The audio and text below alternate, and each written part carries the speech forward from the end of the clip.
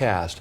But first tonight at 11, a controversial topic taking center stage tonight, teaching creationism in public schools. The Springboro Board of Education took on the issue tonight, and this isn't the first time. The board discussed this back in 2011 but decided not to pursue it.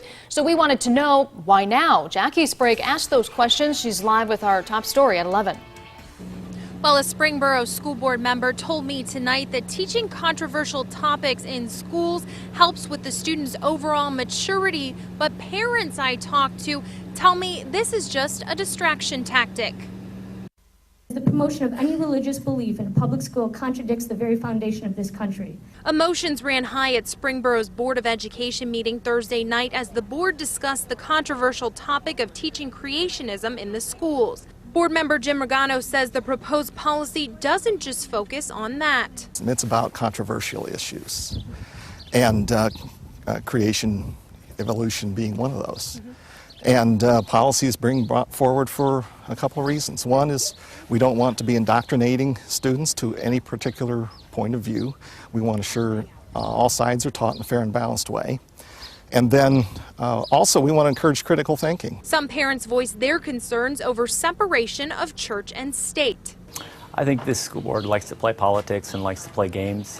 This is merely a means for them to introduce their specific ideology into our schools. I don't think they're at all interested in teaching our kids critical thinking.